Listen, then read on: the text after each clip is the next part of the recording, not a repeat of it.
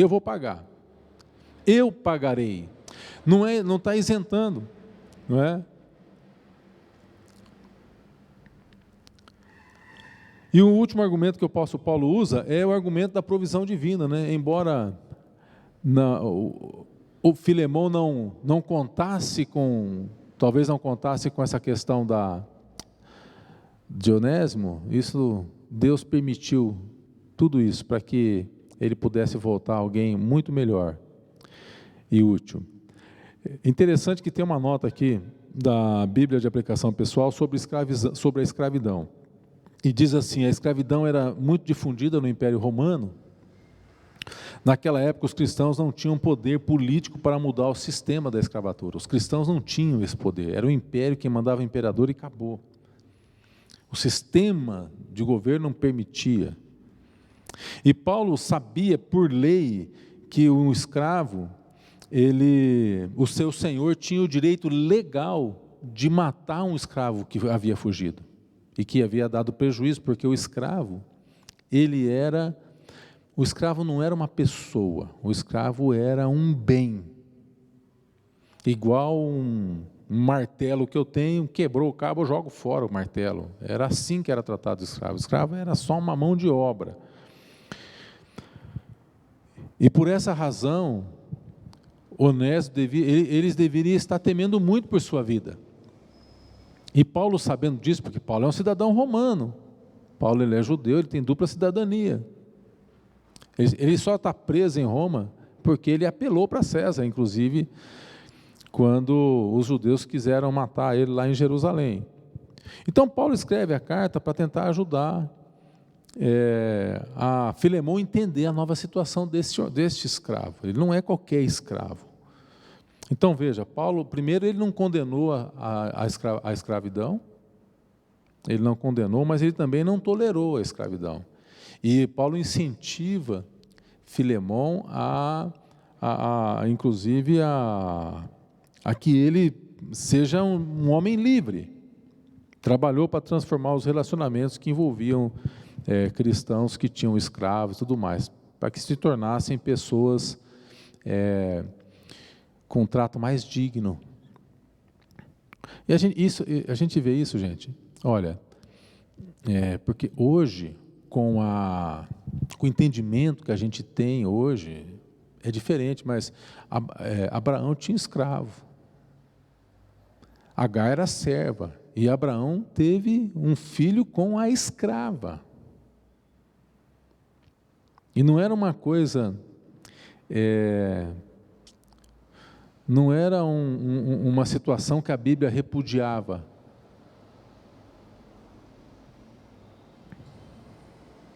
Hoje nós temos um entendimento diferente. Mas Paulo está argumentando aqui, ainda que a posição de Onésimo, agora como cristão, deveria afetar o relacionamento deles positivamente, porque eles eram cristãos. Essa é a razão da carta. Ele não era mais um simples escravo, mas um irmão em Cristo. Isso significava que Onésimo e Filemão faziam parte da mesma família. No caso, a família do povo de Deus. Ele não poderia ser tratado de qualquer maneira. Em Cristo eles eram iguais. E Filemão deveria saber que Deus estava no controle da vida deles agora. Embora a fuga de Onésimo estivesse fora da previsão de Filemão, não estava fora da agenda de Deus. Deus trabalha na vida deste homem. E Paulo vai dizer isso aqui no verso 15, ele diz assim: pois acredito que ele veio, verso 15, pois acredito que ele veio a ser afastado de ti temporariamente, a fim de que o recebas para sempre. Paulo está dizendo assim, olha, Deus, ele sabe de todas as coisas. E verso 16, recebas para sempre, não como escravo, muito acima de escravo, como irmão caríssimo, especialmente de mim, e com maior razão de ti agora, quer na carne, quer no Senhor, porque agora ele vai ser um servo útil. Então, como crentes, nós devemos crer que Deus é que está no controle das nossas situações, como o próprio Paulo escreve em Romanos, tudo coopera para o bem daqueles que amam a Deus, e Filemão deveria entender isso e receber isso na prática. Deus que estava no controle. Embora este Onésimo, esse escravo, ele foge como escravo e volta como um irmão em Cristo. O Evangelho faz essas coisas, né? Ele partiu como um homem desonesto e volta como um homem salvo. Ele se ausentou por um pouco de tempo e retornou para estar para sempre, porque a promessa que nós temos é da eternidade em Cristo. Os planos de Deus nunca são frustrados. E aí Paulo começa a argumentar agora aqui sobre o profundo afeto que ele tem por Onésimo. Ele está dizendo, ó, eu estou te enviando, eu te envio em pessoa o meu próprio coração. É o afeto que esse homem tem por o meu próprio coração. Ele pede que Onésimo seja recebido como filho, no verso 10, solicita em favor do meu filho. Verso 16, Paulo não vê Onésimo como escravo, mas como irmão precioso, muito acima de escravo. Receber Onésimo era a mesma coisa que receber o próprio Paulo, é o que ele está dizendo aqui no verso 17, se portanto me considera companheiro, receba-o como se fosse a mim mesmo. E agora veja só, o apóstolo Paulo tinha um relacionamento tremendo com Filemão, né? O termo receber aqui significa receber, no grego, receber no circuito familiar. É nesse termo, né?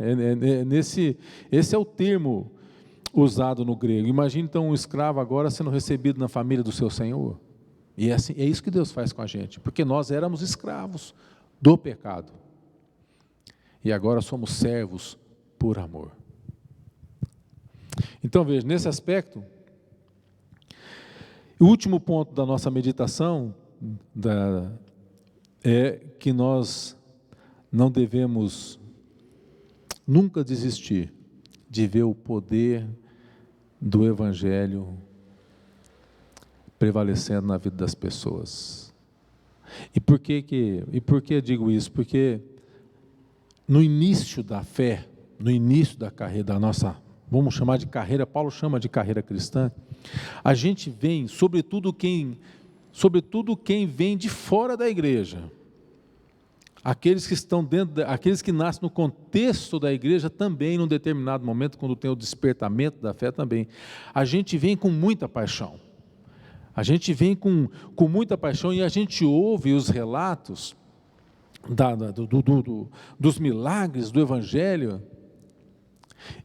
No começo do ministério pastoral também a gente pensa que vai ser assim, porque a gente lê, e Pedro pregou uma palavra lá e 4.000 se converteu, uma pregação, então a gente vem assim, eu vou pregar aí, todos os visitantes que vier na igreja, pronto, vai ser convertido, em um mês eu já lotei a igreja, vou ter que dobrar a igreja, e a gente vem com essa paixão, a gente vem com essa visão, e no decorrer dos anos a gente vai, naturalmente é assim, até no convívio conjugal, começa com muita paixão, com muito fogo, e o amor depois ele vai se tornando algo mais maduro, algo mais cumplicidade,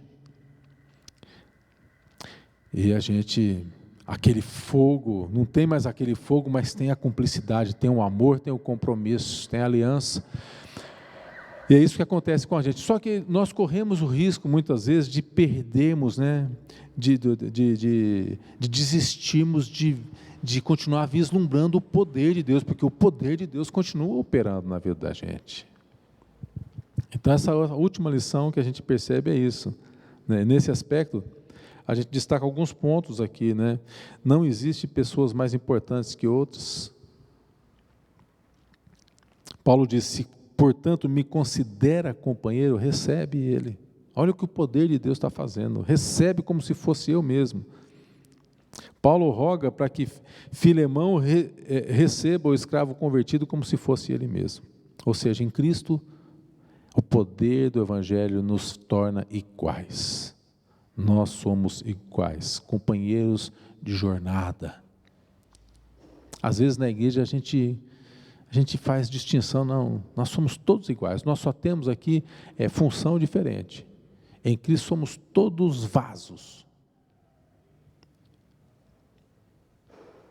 E todos nós vamos, e sobre todos nós, pesa ali alguma coisinha que a gente vai chegar no final das contas e vai dizer: Senhor, quando foi que a gente viu o Senhor com fome, com sede? Quando que a gente deu algum agasalho para Ti? Então veja, nós precisamos nos identificar com a falha das pessoas. Paulo está fazendo isso. Paulo pediu para que Filemão recebesse. Onésimo possivelmente havia prejudicado ali, dado mau testemunho. Mas o apóstolo usa de uma profunda identificação e paixão com aquele novo convertido que havia errado. E o cristianismo, ele pode fazer isso, transformar o pior escravo no melhor dos homens livres. É interessante porque Lutero ele vai dizer o seguinte: Lutero diz que todos nós somos Onésimos. Que tremendo, hein? Esse Lutero é fera, né? Todos nós somos Onésimos, ou seja, todos nós lesamos, no que diz respeito a Deus, que é o Senhor, nós viramos as costas para Ele. E Jesus se identificou com cada um de nós. Ele se identificou conosco, comigo e com você. E nós somos aceitos como o próprio Filho, no amado. Olha que coisa linda. Fomos vestidos da justiça de Deus. Jesus ele exemplifica isso na parábola do filho pródigo. Está bem ilustrado lá. Na segunda carta de Paulo aos Coríntios, ele escreve: aquele que não conheceu o pecado, ele o fez pecado por nós, para que nele fôssemos feitos justiça de Deus.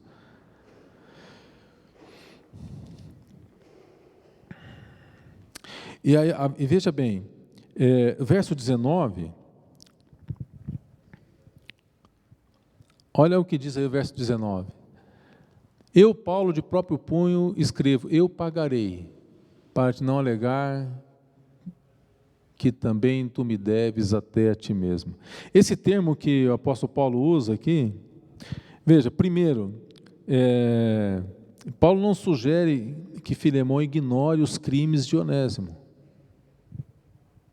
mas se oferece para pagar a dívida. É isso que Jesus fez para a gente.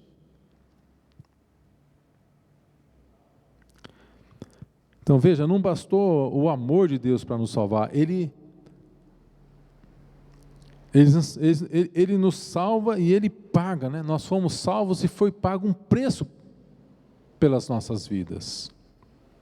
Cristo morre na cruz e todo o nosso pecado é lançado sobre Ele. Paulo está falando assim: coloca na minha conta.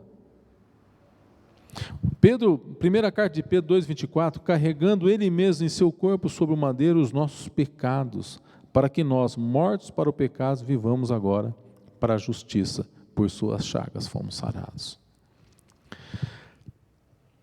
Então Paulo está incitando aqui para que haja restituição com relação ao perdão, né? E aí Paulo apela: não, olha, se você verso 17, se me considera companheiro, recebe como se fosse a mim mesmo. Houve aí um renomado teólogo, que eu não escrevi, porque eu não ia nem saber falar o nome desse sujeito aqui. Ele diz que a conversão é motivo forte para pagar dívidas, guardar as promessas, ser diligente nas ocupações, fazer restituição por qualquer mal ou ato praticado. Lembra do Mateus, do Zaqueu? Lembra do Zaqueu? Restituição. Era um homem desonesto. Perdão. Então, perdão é a marca a marca da prática cristã. né?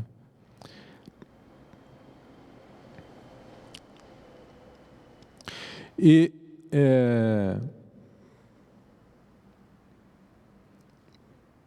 interessante que nessa carta que Paulo solicita para que Filemão, mais do que simplesmente perdoe Onésimo, né, mas que eu receba como um irmão, é consenso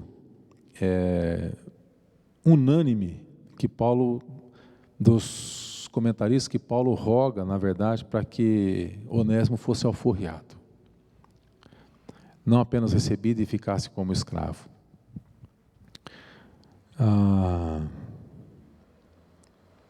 Aí a tradição, ela declara que Onésimo recebeu sua libertação. Ele recebe a sua carta de alforria e mais tarde ele acaba se tornando o bispo da igreja de Bereia. A tradição cristã vai fazer isso. Então, por isso que,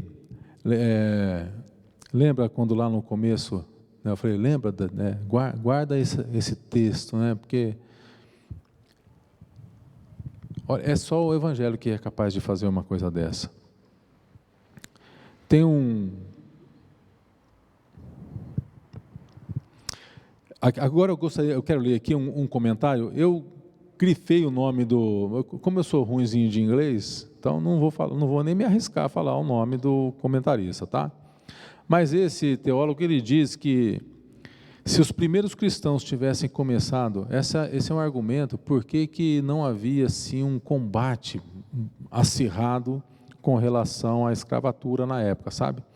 Então ele vai dizer o seguinte, que se os primeiros cristãos tivessem começado campanhas contra a escravidão, teriam sido exterminados pela oposição. E a mensagem do Evangelho, ela teria se confundido com uma plataforma social e política, e esse não era o caso. Esse não era o objetivo de Cristo, né? E Alexander McLaren, esse está mais fácil de falar aqui o nome dele, ele nos oferece uma explicação para essa questão. Ele diz, em primeiro lugar, a mensagem do cristianismo é dirigida principalmente a indivíduos e apenas de modo secundário à sociedade. A fé é uma questão pessoal. A sociedade não tem obrigação de pensar como a gente pensa.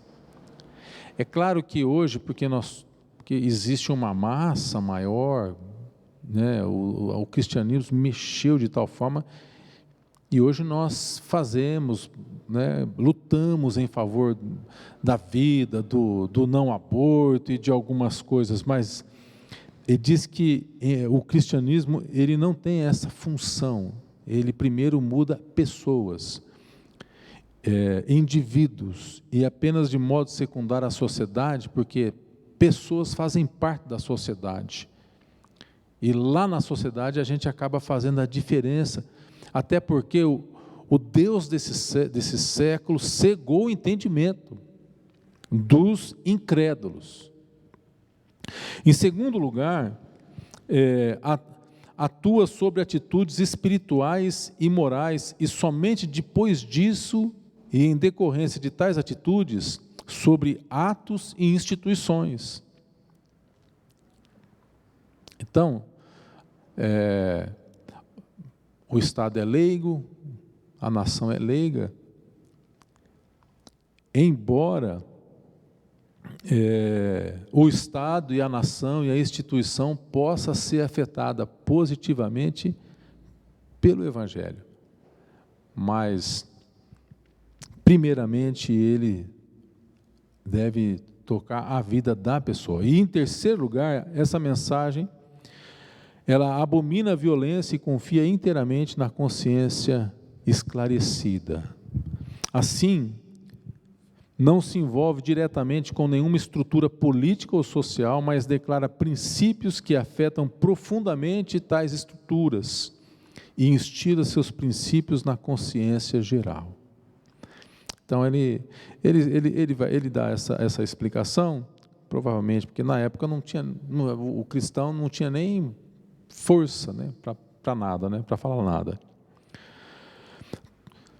E finalmente Paulo, no verso 22, ele fala assim, olha, agora você prepara lugarzinho para mim aí, né? Ó, prepara também pousada, pois espero que por vossas orações, Paulo ele acredita na oração, né? Eu vos serei restituído. Paulo está preso, havia assim uma expectativa, e Paulo, por vossas orações, né, Paulo entende que só Deus é que poderia libertá-lo da prisão. Mas o Senhor, ele diz, faz isso por intermédio da intercessão da igreja. Por vossas orações. O altar está conectado com o trono ali. Quando o homem trabalha, mas quando o homem ora, Deus trabalha. Quando o homem trabalha, é trabalho nosso, mas quando o homem ora, quando a mulher ora, é Deus trabalhando, é Deus operando.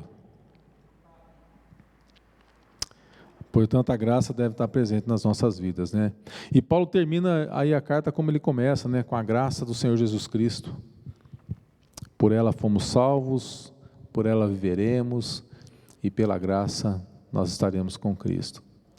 Então, essa é uma carta que nos faz refletir, é uma carta que vale a pena você chegar em casa e ler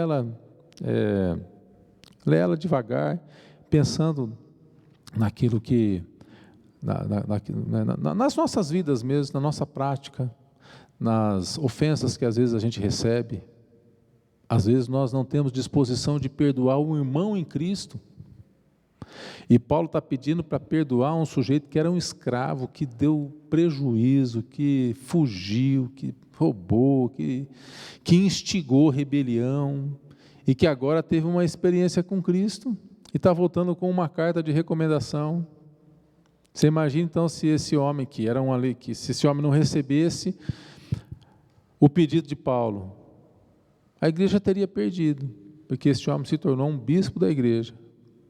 Esse homem teve sua vida transformada, ele teve seu caráter regenerado, tratado por Deus. E essa é a carta de recomendação, de reconciliação, a carta do amor. Não tem muito tratado teológico, mas tem muita lição de vida. Então, que o Senhor nos inspire a vivermos a prática cristã, que é muito mais vida de relacionamento, de amor, de entrega, do que de conhecimento teológico. No princípio da igreja, a igreja não tinha muito conhecimento teológico, não, tinha muito mais prática cristã mesmo. Isso é certo, isso pode, isso não pode, pronto, estava resolvido. Hoje temos muitos argumentos para justificar algumas coisas. A igreja hoje tem muito argumento, tem muito conhecimento, mas nós precisamos ter mesmo muita prática. É mais a prática do amor, a prática da graça. Vamos orar ao Senhor, colocar as nossas vidas. Baixa a tua cabeça. E nós reconhecemos diante do Senhor as nossas falhas. Muitas vezes nós falhamos. O mundo de hoje nos ensina que nós devemos procurar os nossos direitos, que nós devemos lutar por eles, que devemos ir até a segunda, terceira, última instância por eles. Ao passo que a palavra de Deus nos ensina que se o irmão vier ter conosco, no espírito da reconciliação, e nós devemos recebê-lo, perdoar e esquecer. Pai, ajuda-nos, Senhor. Ajude-nos, porque nós precisamos. Como diz Lutero, Senhor, todos nós somos honestos. Todos nós, em algum momento, Senhor. E por essa razão mesma que o Senhor enviou Jesus Cristo para nos reconciliar contigo. E hoje, pela graça, somos aceitos e aceitas na família de Deus. Trabalhe em nossos corações, trabalhe em nossas vidas, e que nós possamos, certamente, assim como este homem tinha provavelmente um coração sensível, para receber, para perdoar, para amar e para caminhar, e possivelmente até para discipular essa pessoa, que nós possamos ter, Senhor, essa iniciativa também nos nossos corações, inspirados pelo Teu Santo Espírito, a não apenas termos os conhecimentos teológicos, o conhecimento correto, mas temos a prática, Senhor, que o Teu Santo Espírito venha gerar em nossas vidas. Faça isso em nós, ó Pai, para que possamos, ó Deus, ser achados como instrumentos da Tua graça. Nós também precisamos do Teu perdão, precisamos, Senhor, do Teu Espírito Santo trabalhando e forjando os nossos corações, nossa vida, nosso caráter. Nós Te agradecemos e Te louvamos, no nome santo de Jesus Cristo, nosso Senhor, nosso Salvador. Que a graça de Jesus Cristo, que o amor de Deus, nosso Pai, a comunhão e a inspiração do Espírito Santo seja com a tua vida hoje e sempre. Amém. Graças a Deus.